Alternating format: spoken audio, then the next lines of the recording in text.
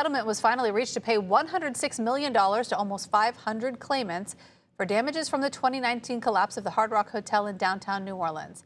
WWL Chief Investigative Reporter David Hammer has been reporting on this deadly engineering failure since the very beginning and joins us now with this major milestone. David. Yeah, remember, Devin, this collapse killed 3 construction workers, injured 103, and shut down a major downtown intersection for over a year. And today, the court approved this $106 million settlement, and it marks the final step in a long, often frustrating fight to hold someone accountable. In 2023, a grand jury declined to charge anyone with crimes for the deadly, devastating collapse of the 18-story Hard Rock Hotel construction project on October 12, 2019. Despite an inspector general's report recommending charges against 3 city inspectors who failed to show up to approve work on the upper floors that caved in. Despite videos from workers in the days before the collapse questioning why supports were failing. Mira esto, mira papu, míralo cómo está allá, porque ya no lo pudieron quitar porque está muy pando, tiene mucha presión. Despite a federal government report finding the building was grossly underdesigned by Heaslip Engineering, whose owner wouldn't answer my questions. Did you underdesign the beams on the upper floors of the Hard Rock? Despite all that, Mona Lisa Urbina stood by the grave of her brother, construction worker Anthony Magretta, and said vengeance would be hers. You will pay for what you did to my brother and to my little sister and to my whole entire family. You ripped from us a piece of us that they'll never get back. I'll never feel whole again, never.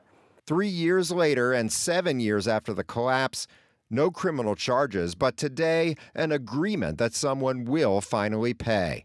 $106 million to 490 businesses and people who filed civil lawsuits, including 103 injured construction workers and the families of the 3 who were crushed to death, Magretta, Quinyon Wimberly, and Jose Ponce Areola. No lawsuit will be able to bring these 3 men back, so their families will be suffering forever. The only thing we're able to do with a civil case is bring money. It doesn't bring the person back. We understand that, but there's got to be some reparation. Mark Glago and Walter Leger were the lead plaintiff's attorneys. Now, the owners, 1031 Canal, and the general contractor, Citadel, and Heaslip, the engineer, are they all having to pay? All 21 defendants named have contributed to the settlement. And the amounts that they've individually contributed are confidential, but the total is $106 million. Because the hope from the families was that somebody was going to be prosecuted criminally here, and that did not happen. So this is really the last chance, but we won't know how that blame is being distributed. Yeah, we don't know that. And also, as far as criminally, that was up to the district attorney's office. DA Jason Williams brought the case to a grand jury, but they did not indict anyone. And the defendants in the confidential settlement don't admit any fault. But Baton Rouge mediator John Perry testified today that it's a fair deal. And we think this is an excellent settlement for all the plaintiffs, all the ones that really suffered as a result of the Hard Rock Hotel collapse.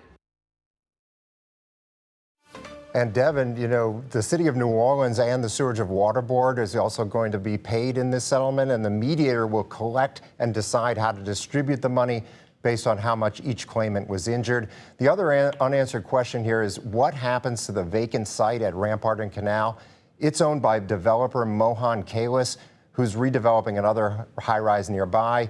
His attorney declined to comment to me on the settlement or on those plans for the